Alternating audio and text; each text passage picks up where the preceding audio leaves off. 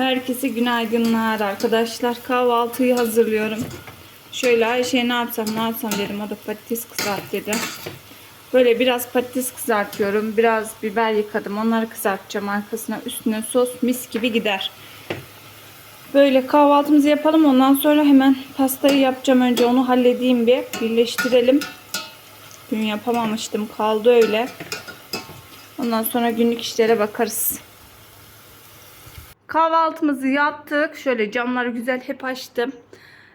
Mutfağımı topladım arkadaşlar. Şimdi pastayı yapalım. Pastaya geçelim. Şöyle akşam bunu böyle temiz bir çöp poşetine koydum. Dolaba kaldırmıştım. Evet, kremam da hazır şurada bakın. Bulaşmış kabına. Şimdi şu ışığı bir açalım. Geçelim yapımına. Şöyle masada yapalım dedim, geniş geniş.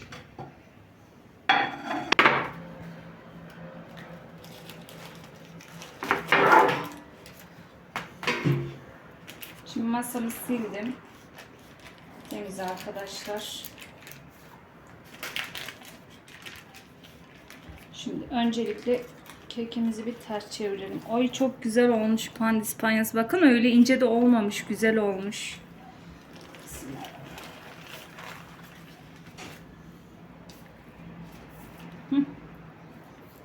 Şunu kaldıralım.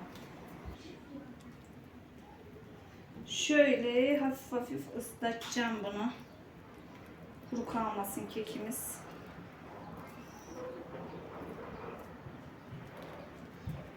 Aslında bir kaseye koyacaksaydım bunu iyi olacaktı ama yeterli.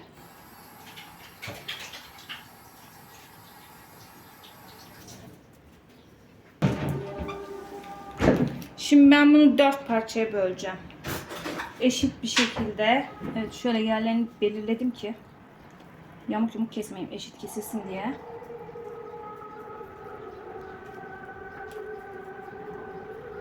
Tamam. Şu kremamın kıvamının güzelliğine bakın. Şimdi ben bunun çoğunu buraya yayacağım. Bir kısmını ayıracağım. Üstünü ve çevresini kaplamak için. Şu yeter mi acaba? Şöyle bir daha koyalım.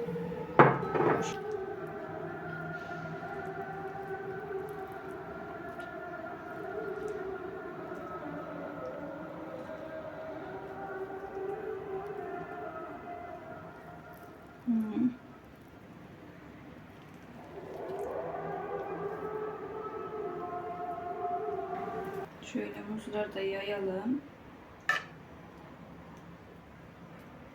Çok güzel yaydım.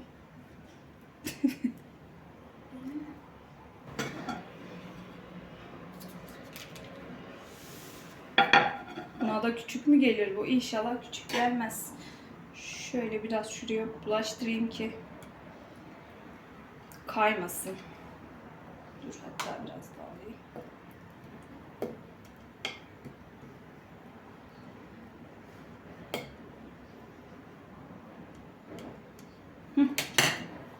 Hadi bismillah. Nasıl yapacağız? Şöyle bunu. Ayşe, rulo yapıyorduk değil mi? Ay, kırıldı ama bu biraz. Başlangıç rulo olacak da biraz kırıldı. Kadın nasıl öyle car sarıyor? Bismillahirrahmanirrahim. Tamam. Buna sığacak mı ama ben şu anda bir şüphe ettim. Taşacak gibime geliyor benim. Öyle geldi. İnşallah Ayşe Taşarsa? elimize yüzümüze bulaştırmayız bu pastayı. Taşarsa? Bilemiyorum artık orasını nasıl. Senin 2 kişilik bahsettiğin pasta boyutu buydu. Taşacak. Bunu alıp başka bir şey taşısak? Neyi taşıyacağız? Başka benim Daha yuvarlak bir şeyim de yok ya. Daha önceden ne koyuyordun? Bilmiyorum ki. Şunu şöyle çevirsene be. Tamam. Zor sığacak gibi sanki. Normalde bu boyut iyiydi de. Kadın kürdan yardım alıyordu. Kürdan mesela. Kürdanla ne yapıyor? Kürdan Birbirine mi yapıştırıyor? Yani ayrılmıyor ama ben Şunu şöyle bir daha çevir şimdi sen. Yavaş. Bu Kibar. boyut yeterli. Son. Yamuk şurası. Orası bir tık kırıldı çünkü sararken. Tamam.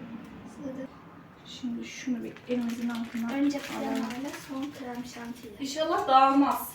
Şöyle bir şey oldu. Bir kısmı yamuk duruyor sanki. Şöyle biraz toplayabilir miyim? Tamam. Bunu şimdi kremayla bunun dışına tekrar bir güzel sıvayalım da kremam biraz az mı olmuş?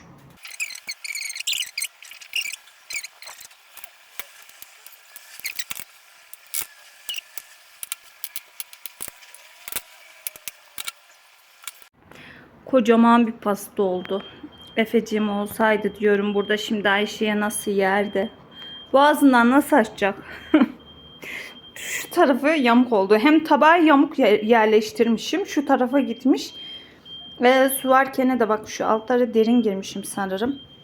Neyse oraları artık olduğu kadar krem şantiyle düzelteceğim. Düzelmese de sıkıntı yok zaten. Böyle şimdi bu bir dinlensin arkadaşlar. Ondan sonra dışına krem şantiyle kaplayacağım tekrar. Üzerine şöyle bir şeyler hazırladı Ayşe. Kendi istediğine bırakıyorum süslemesini. Kendi süsler. Şimdi bunu kaldırayım bir dinlensin bakalım.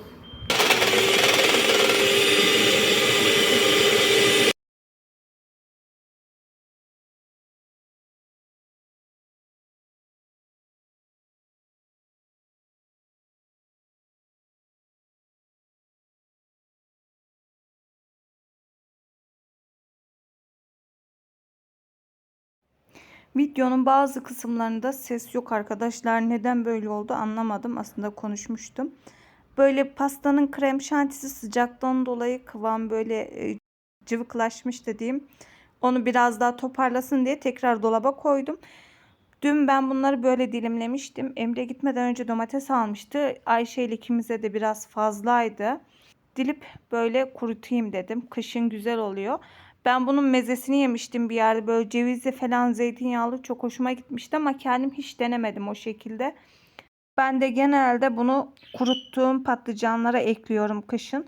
Çok güzel oluyor. Normalde ben mesela yazın hiç patlıcan yemeği yapmam. Yemezler, sevmiyorlar yani. Ya karnıyarık yaparım kıymalı ya da fırın yemeği yaparım. Ama kışın hepimiz böyle bayıla bayıla yiyoruz yani güzel oluyor. Ben de genelde bunu böyle patlıcanda değerlendiriyorum. Deneyin mutlaka çok güzel oluyor eğer yapmadıysanız daha önce. Bunlara ben bolcana tuz attım. Kaya tuzu. İlk önce aslında kaya tuzu atmamıştım. Bitti sanıyordum ama sonradan fark ettim. Öncesinde normal yemeklik tuzdan bolca serpmiştim. Sonrasında ondan da biraz serptim. Bir de akşam baktım böyle bayağı bir sulanmıştı. Sonra tepsiyi tekrar güzelce yıkayıp kuruladıktan sonra böyle altına bir tane temiz havlu üstüne de kağıt havlu serdim. Onun üstüne böyle hepsini tekrar dizdim. Şimdi bunları güneşe alacağım. Bir güzel kurusunlar. Akşam buraya koymuştum. Güneş yok zaten diye.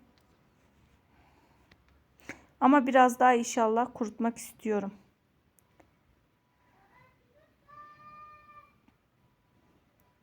Bu çiçeğimi de bakın ne oldu. Yaprakları böyle kuş sağ olsun. Ayşe kafesten dışarı çıkartmıştı. Yemiş yemiş böyle yaprakları kırpmış. Oraları batırmıştı. Sonradan Ayşe süpürmüş. Ben de tam diyordum Ayşe o sırada burayı bir süpür diye balkondayken süpürdüm anne dedi. Böyle bu çiçeğimi mahvetti yani anlayacağınız kuş bayağı bir yapraklarını böyle hep şey yaptı. Kırptı kırptı kurudu. Şöyle süsledik pastamızı. Şu yenilebilir taşlardan vardı. Önünü biraz tam anlamıyla yapamadım çünkü krem şanti kıvamı yumuşamıştı. 12 düştü.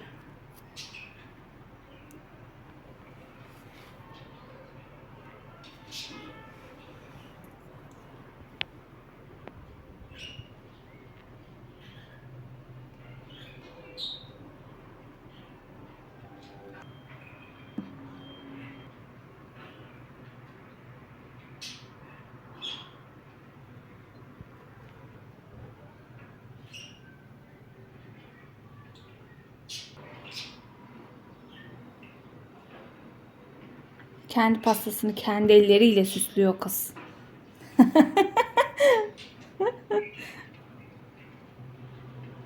Şimdi sadece Efeciğim yok. Efesiz boğazımdan aşmaz.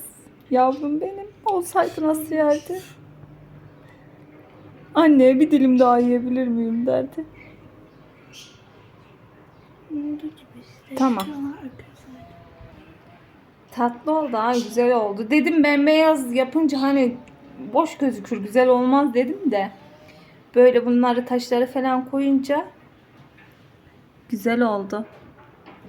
Şöyle emojiler kendince bir şeyler yaptı Ayşe. Şöyle çiçeklere bir suladım. Ay ay ay gidiyor. Yanmışlar susuzluktan var ya. Hava o kadar sıcak ki bütün çiçeklerimi suladım. Ondan sonra evlerimi süpürdüm. Sadece silmesi kaldı ama silmeye de niyetim yok, zaten temiz. 2 kişi olunca öyle evde batmıyor yani, dağılmıyor da. Her yeri süpürdüm, bir toz aldım, sadece silmeyeceğim. Dediğim gibi lavaboları da Ayşe halletti. Şurada bir iki leke olmuş, oraya bir şeyler damlamış. Orayı alacağım, şöyle sadece bir ıslak mendille alırım, toz beziyle. Öyle arkadaşlar, kaldırayım şunu şimdi.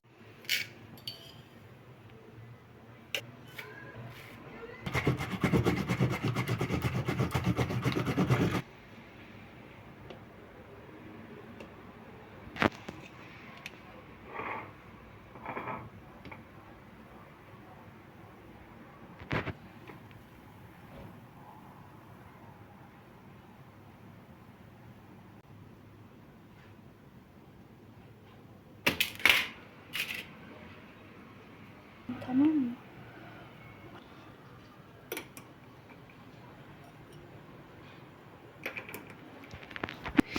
Saatler 11'e geliyor arkadaşlar. Biz doğum gününü kutladık. Ondan sonra da öncesinde zaten dünden kalan yemek yapmıştım ya, böyle fazla fazla. Onlardan Ayşe ısıtmıştı. Ben sonradan yedim. Öyle pastayla beraber çay içtik. Şimdi de Ayşe kendine kahve yapacaktı. Hadi dedim ben de bugün soğuk kahve içeyim. Normalde ben hep Türk kahvesi içerim. Bunu pek içmem. Böyle pastamızdan tekrar koyduk. Gece gece günaha gireceğiz. Artık burada kapanış da yapayım. Bugün aslında pek bir şey de yapmadım. O yüzden çok bir şey de çekemedim. Yaptım aslında ama çok çekemedim. Sanırım sıcaktan da dolayı ev süpürdüm. İşte toz al, pasta yaptım. Evde az kişi olunca çok iş de olmuyor. Aslında işim var ama erteliyorum köyden gelince yapacağım diye. Neyse, böyle kapanışı yapalım. Umarım keyifle izlemişsinizdir. Başka videolarda görüşmek üzere. Hoşça kalın.